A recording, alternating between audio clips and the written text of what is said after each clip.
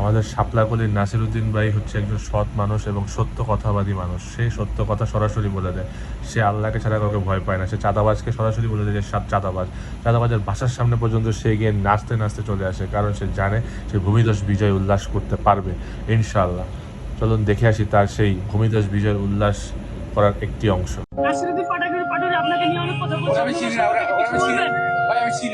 The next day.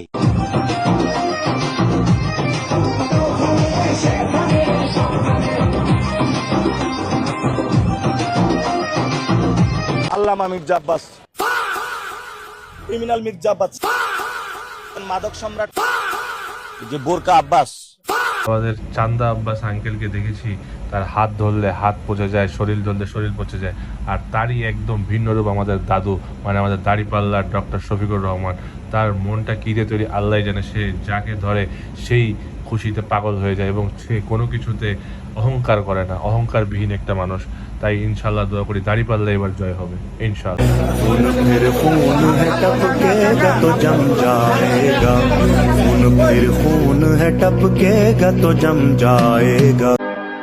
لأجاريهم قلدت ظاهر ما فيهم فبدوت شخصا آخر كي أتفاخر وظننت أنا أني بذلك حزت غنى فوجدت أني خاسر فتلك مظاهر لا لا لا نحتاج المال كي দুইটা দলের মধ্যে পার্থক্য কতটা তা একবার নিজেরাই দেখে নেন।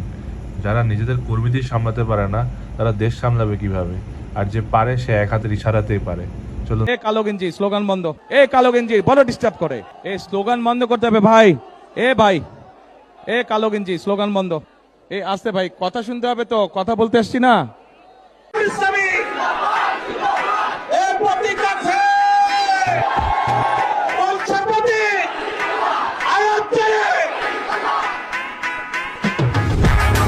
নির্বাচনের আগে সাধারণ জনগণের উদ্দেশ্যে একটি কথা বলবো, যদি সত্যের পক্ষে দাঁড়াতে না পারেন তাহলে অবশ্যই অন্যায়ের পক্ষে আপনারা দাঁড়াবেন না, এটা আমরা আশা করি। আমরা ডক্টর শফিকুর রহমানকে চাই দাঁড়িপাল্লার, কারণ সে দেশ ও দেশের বাইরে প্রবাসীদের কথা বলে, প্রবাসীদের কথা চিন্তা করে। আমি এই দেশের তাদেরকেই চাই যারা আমার কথা বলে, আমার ভাইয়ের কথা বলে, জুলাইয়ের কথায় কথা বলে, যারা শহীদ হাদি ভাইয়ের কথায় কথা বলে, যারা ইনসাফের প্রতীক, যারা ইনসাফ কায়েম করতে চায়, যারা ন্যায় ও দুর্নীতিবাজদের বিরুদ্ধে কথা বলতে চায়, দেশকে একটি নতুন বাংলাদেশ হিসেবে করতে চায়, তাদেরকেই আমি চাই। আমি কৃতজ্ঞতা আদায় করতে চাই বিশেষভাবে যারা প্রবাসে অবস্থান করছেন। তারা দুইভাবে আমাদেরকে দারুণভাবে সহযোগিতা করছেন, তাদের রিমিটেন্স দিয়ে।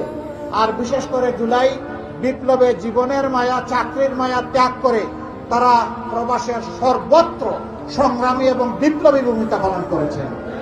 জাতি তাদের কাছে ঋণী।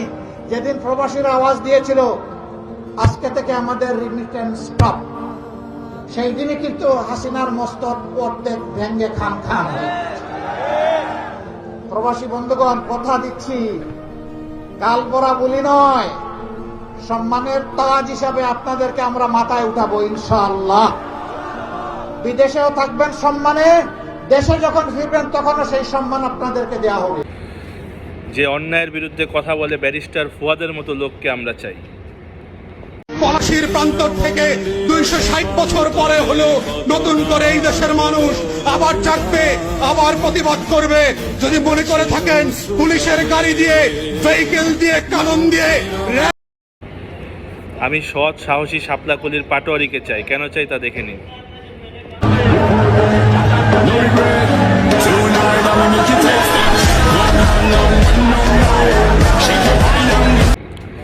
মানুষ তাকেই ভরসা করে যে কিনা বিপদের সময় আমাদেরকে ছেড়ে, দেশ ছেড়ে লন্ডন পালিয়ে চলে যায় না, তারা কিনা দেশেই থাকে, অত্যাচার সহ্য করে, আমাদের সাথে সহ করে, একটি নতুন বাংলাদেশ দেখার স্বপ্ন দেখে, তাদেরকে আমরা চাই। নির্বাচন করতে ড্যাং ড্যাং করে বিদেশ থেকে চলে আসছে, আবার যখন এই বাংলাদেশ কোনোদিন ক্রান্তি লগ্নে পৌঁছে যাবে তখন এই হারামিগুলো আবার বিদেশে চলে যাবে। আপনি আমি সেই ক্রান্তি লগ্নে আবার আমাদেরকে বুক পেতে দাঁড়াইতে হবে।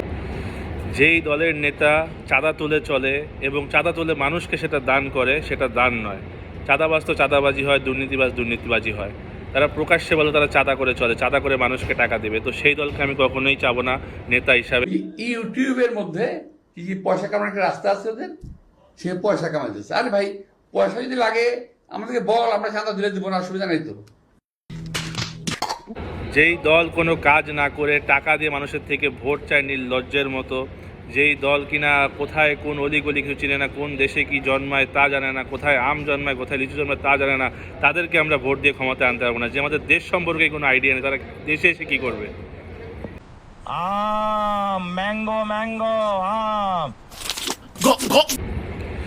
বিএনপিকে কেন আমরা ক্ষমতায় চাই না? কারণ বিএনপি ক্ষমতায় আসার আগে আমাদেরকে হুমকি দিচ্ছে, ধামকি দিচ্ছে, আমাদের ঘর জ্বালিয়ে দিবে, বাড়ি জ্বালিয়ে দিবে।